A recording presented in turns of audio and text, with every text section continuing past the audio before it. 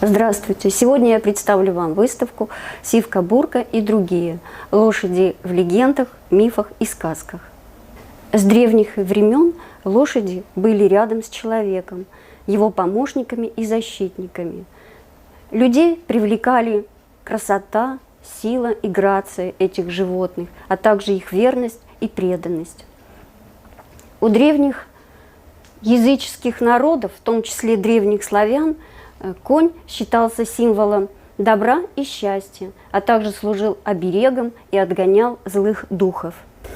Так издревле считалось, что лошадиная подкова защищает от нечистой силы. Для этого ее подвешивали над дверями дома. Деревянный конек на крыше также выполнял охранительную функцию. В Древней Руси люди верили, что соломенный солнечный конек защищает от напастей и приносит удачу.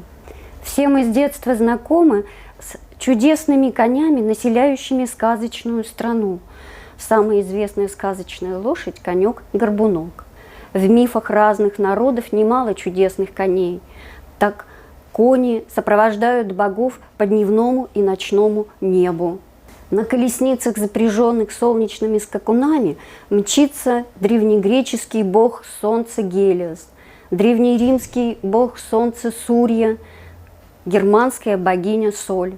По ночному небу на вороном коне морозно-гривом скачет богиня ночи Нот. Римский бог подземного царства Плутон несется на колеснице. В упряжке черные, как ночь, кони. Дрожит земля, гривы коней задевают небеса, хвосты заметают след, чтобы смертные не узнали вход в подземное царство.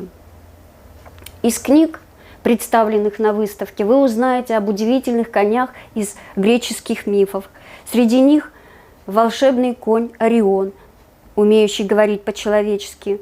Его почитали как бога и чеканили монеты с его изображением. Морская лошадь с рыбьим хвостом Гиппокамп, которого считали царем рыб. На таких конях ездили морской царь и нереиды. Самый известный крылатый конь – Пегас, любимец муз и символ поэзии. Скандинавские мифы расскажут вам о верном восьминогом коне Слейпнире, на котором верховный правитель Один путешествует между мирами. Как на быстроногих белых лошадях мчатся валькирии, девушки поразительной красоты. Они подбирают храбрых воинов, погибших в бою, и переправляют их в страну, где правит великий Один. Один из священных символов – восточный единорог. Его звали Целинь. Это животное обладало чудодейственной силой. Его появление сулило плодородие и процветание, а также предвещало рождение мудреца. О волшебном коне Боярде, о водных духах Келпи, принимающих обличье лошади, о деревянных коньках-скакунках, о лошадях в звездном небе вы узнаете на нашей выставке. Ждем вас в Национальной библиотеке по адресу Удмуртская, 199.